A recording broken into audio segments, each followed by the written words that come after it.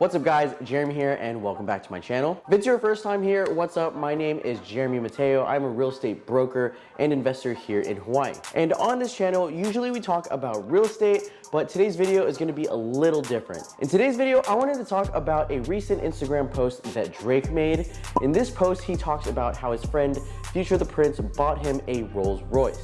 But it wasn't just any Rolls Royce, it was the same Rolls Royce that Drake apparently used to rent back in 2007 for $5,000 a month to keep up appearances. Before we go any further, I just want to say that this video isn't meant to bash him about that, because obviously we all know how successful Drake is now. But this video is to talk about something he mentions in his caption, which he says that he was just extreme manifesting. The reason why I wanted to bring this up and talk about this on my channel is because I see where he's coming from and I kind of relate to it in a similar way with the purchase of my condo. But we'll talk about that more later. But before we go on, I have to ask you guys to please smash the like button and subscribe to my channel. If not liking this video for me, if you like Drake, like the button for Drake. Please and thank you. And then while you're at it, go ahead and follow me on all my other social media platforms as well. All right, thanks. Let's get this video started. All right, so why are we even talking about Drake on my channel? Well, the reason why we're talking about this is because I see what Drake is doing and I know what he means by extreme manifesting. The concept behind manifesting, or to manifest something, comes from the book The Secret. I am a big fan of the book and this idea, and I feel like this concept is very well accepted in the entrepreneurial community. So real quick, the idea of manifesting is that if you want something bad enough, whether it's a job, success, wealth, and if you always think about it, if it's always on your mind, you're constantly speaking about it, you can manifest whatever you want and you can speak things into existence. Wow. Me personally, I do truly believe you can manifest things and whatever you want in life can come to reality. However, I do want to say that you can't just sit in your room, thinking about it all day. You must take action, you must plan, strategize, execute, learn, and be consistent. You can't just say, I'm gonna manifest $1 million, and then the next day, $1 million is gonna pop up in your bank account. No, it doesn't work like that. But if you work hard and smart long enough, and you consistently think about your goals, and you keep your eyes on the prize, then it will happen. All right, so now let's talk more about Drake's post. So in the post, he says, I used to scrape together $5K a month somehow to keep up appearances. Even though I don't recommend putting yourself in financial trouble for material things, I realize now that this was just my way of extreme manifesting. I needed to see it and feel it and have it to believe that I could see and feel and have anything I wanted. Whoa. Now, when I first read that, not gonna lie, I thought that was so dumb.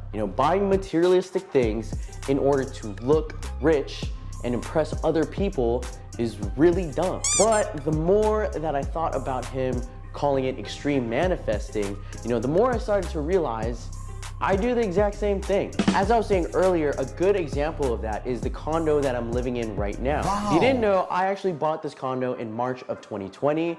One of my earliest videos on YouTube is actually about how I found this and bought this condo off market. And it's not just any condo, this condo is on the 37th floor, has a huge balcony, and has the most amazing view you can get here in Hawaii. Here, you see how awesome that is? Okay, that was a humble brag right there.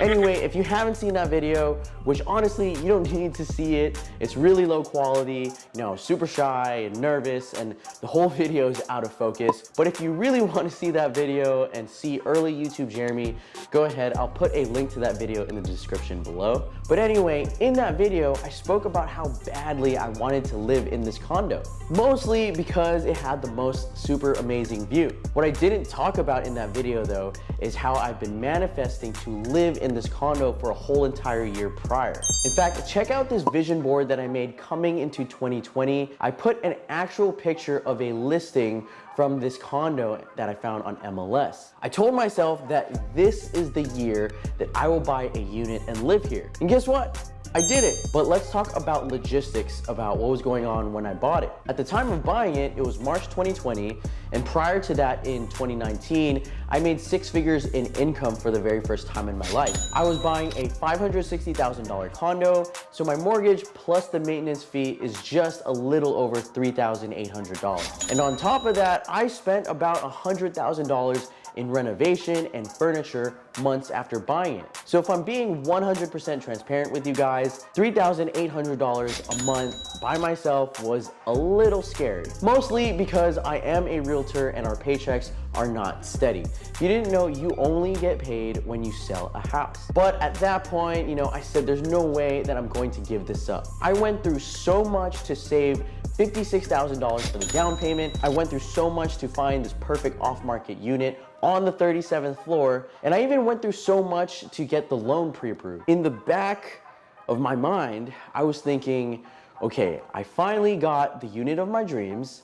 Yes, it is a bit expensive, and I'm going a bit over my renovation budget, but I got what I wanted. Yes, it costs a lot, but if I want to keep and sustain this, then I'm going to need to work my ass off. And that's exactly what I did. But honestly speaking, I did go through a roller coaster of emotions after that. I bought the condo in March of 2020, and literally the next week, Hawaii shuts down because of COVID. And after that, I didn't sell a house for 2 months. And if I'm being real, I was so terrified. But it did pay off in the end.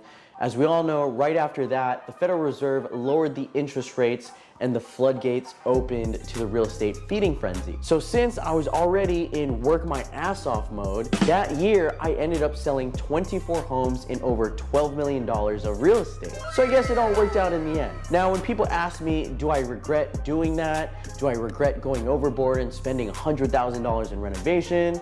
Still to this day, I tell them no. Absolutely no. I had a vision and I told myself I would manifest it into reality.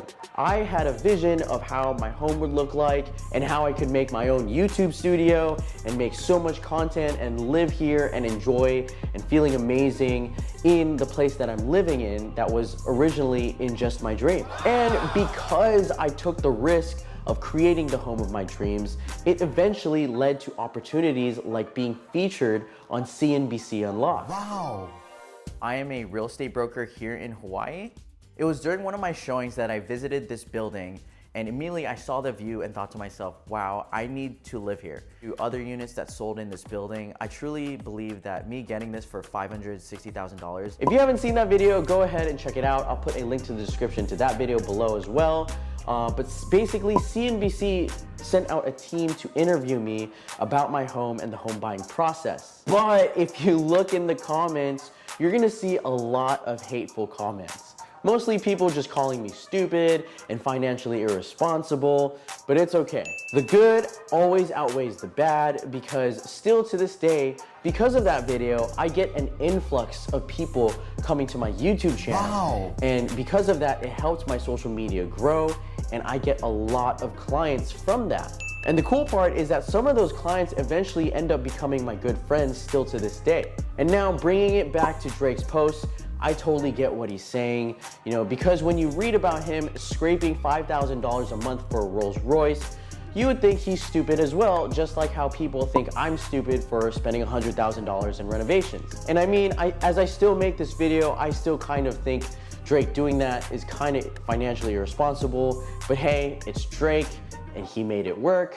But let's be real, it's Drake and not everyone can be Drake and pull it off. So when this post came out, one of my friends, David, posted on his Instagram story and tagged me. And in reply to that, I told him I was hesitant about reposting it because I think it's a little stupid. And then he said something that had a really, really great point, and I want you guys to listen to what he told me.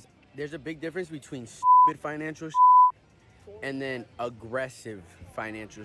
You know what I'm saying? It's like, if you're just spending that at the club, if you're spending that money at the club, that's stupid. But if you're renting a Rolls Royce, or if you're like Ryan Serhant, if you're getting a driver before you can afford it, if you're renting a Rolls Royce so that, you can get into certain doors, so that you can hang out with certain people, so that you can, open opportunities, I don't care how aggressive it is, you know what I'm saying? It's an investment.